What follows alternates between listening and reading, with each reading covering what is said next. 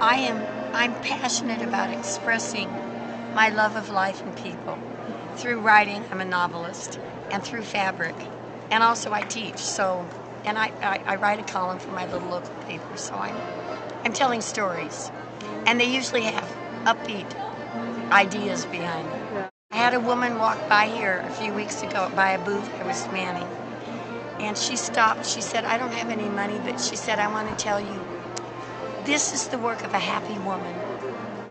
If I communicate my joy through my work, that's enough."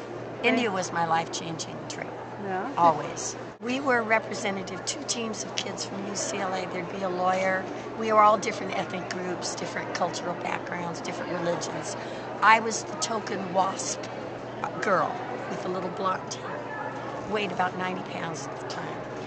And so we'd go and speak at schools, and then we'd meet the kids afterwards. And at that time, with no internet, we met with 75,000 students. How can we claim to judge other people on how they govern their countries and what they do? It was the most mind-opening experience of my life. I've never since then been able to be bitter and sarcastic and judgmental about how other people live. It's so silly because we don't know. So that was the most profound travel experience I've had. So over the years, I did that kind of thing. And when my kids went off to college, I finally went in the Peace Corp and spent 2 years in Thailand. And so it's just something, it's part of me.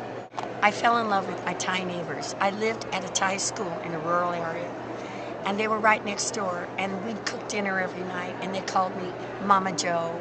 And I was Teacher Joe to the kids. Then they started calling me Ajahn, which means teacher. Ajahn, okay, because I'd always say okay. Anyway, we all fell in love with each other. And I went back to visit them. And when I left, they said to me, in your country, they don't take care of old people very well. So when you get old, you come back, and we will always have a place for you. I went to visit them, and they took me to their new house. And they took me upstairs, and there was a room that said Mama Joe's room. Yes, I worked in an orphanage in Tanzania, 22 children who were all left behind after AIDS, mostly AIDS, some tuberculosis. They lived together, a very close little community. And I was able to take my sewing skill. I didn't realize I could do this. And I taught them how to make quilts. They made that quilt in the background, the bright color from local fabrics.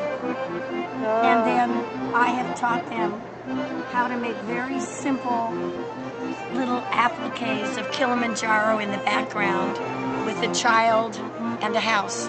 So they're learning how to do those, and they're going to sell them to make money in a cafe where climbers who leave Kilimanjaro come and eat.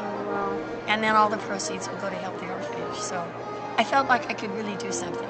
I made them a bunch of pillows. They each had a pillow for their bed for the first time in their life. And I got a letter from them saying, "Dear Grandma Joe, BB Joe, we want you to know that we now have sweet dreams." And I'm going back this next summer, and I'm going to work with a local women's cooperative for abused women, and they're learning how to make batik fabrics. So I'm going to try to employ their batik fabrics in these pieces so they can earn money too. I seek adventure, but I also want to learn about people and contribute something at the same time.